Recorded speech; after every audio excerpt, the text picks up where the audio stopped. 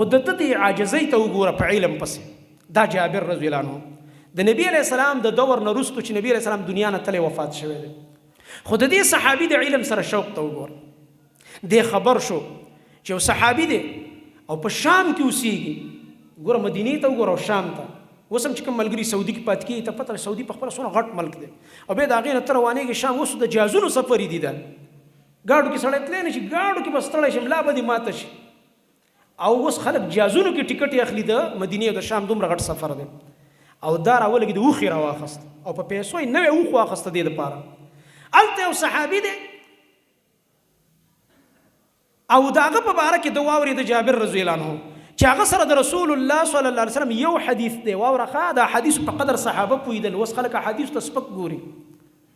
څو احادیثو پسې تللی دی؟ یو صرف یو. الله اکبر.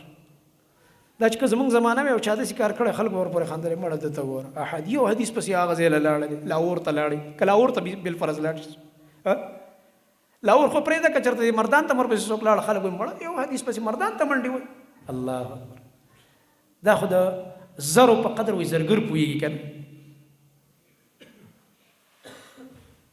قدر زر زرګر شناسي، قدر جوهر جوهري. د زرو په قدر زرګر پوهېږي او د جواهراتو او قیمتي کاڼو په قدر هغه کس پوهېږي چې جواهراتو او د کاڼو کاروبار کې چې نمک منډۍ کې ناست دي او ته له کاڼې ور بس چې وی ګوري تا ته به معمولي شی ښکاري دا ډېر قیمتي کاڼی دی. صحابه په دې پوهېدل چې حدیث څه ته وایي. د دې په قدر هغوی پوهېدل چې دا خبرې د چا دي؟ د محمد مصطفی صلی الله علیه وسلم اقوال و افعال. اوښې په پیسو واخسته او د یو میاشت مزل د یو طرف نه دی او د یو میاشت مزل د بل طرف نه دی. په یو حدیث پسې 2 میاشتې د کور نه ووتو. ښځه کور هر څه یې پرېښود، بچي کار روزګار بند. یو حدیث پسې یو حدیث پسې چې زم د حدیث دوام اورېدو خو منځ کې واسطه راغله.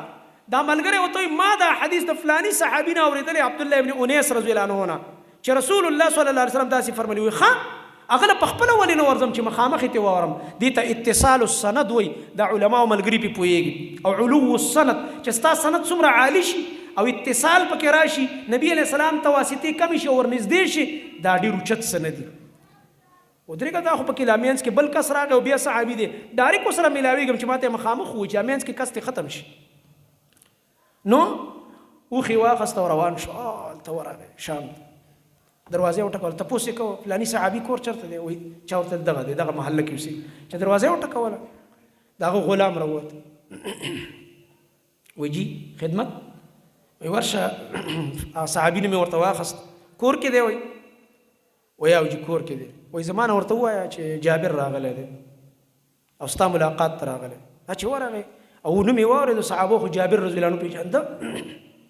وایي جي یو کس راغلی دی و چې جابر ملاقات ته راغلی ما جابر مې نوم دی.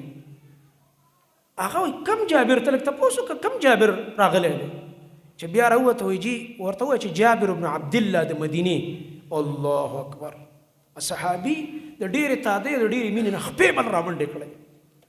د دې داسې مثال لکه ستا یو قیمتي ملګری راشي یا یو لوی شیخ بغیر د اطلاع نه ستا کور ته راشي او بچی ورته چې فلانی شیخ صاحب راغلی دروازه کې ولاړ. څومره موږ په مینه راوځو، کېدای شي موږ په چپل او پیزار هم پرېږدو رامنډه خپې بلې د ډېر محبت نه چې ښه زموږ ځای ته راغلی دی، داسې قدرمن میلمه راغو، داسې محترم شخصیت را هغه رامنډې کړلې دروازې ته راغو. چې ویې کته سبحان الله جابر بن عبدالله څنګه دې راپېښه وه؟ هغه ورته بس کېناستو ټایم نشته دی، تا سره یو حدیث دی د رسول الله صلی الله علیه وسلم، زه صرف په هغې پسې راغلی یم او هغه ما ته بیان کړه. تا څه عجیبه شوق دی والله سړی کله دا واقعیت وګوري حیران پاتې شي. ما ته هغه حدیث بیان کړه چې زه یې درنه واورم بیا زه واپس کېږم واپس ځم. عجیبه ژوند د دې صحابه عجیبه غوندې یو د علم سره یو شوق سړی د دې تصور نشي کولی. حدیث یې ورته بیان کړه او جابر رضی الله تعالی عنه ته رخصت واخست. زما محترم ورونو داسې عجیبه خلکو صحابه کرام رضی الله عنهم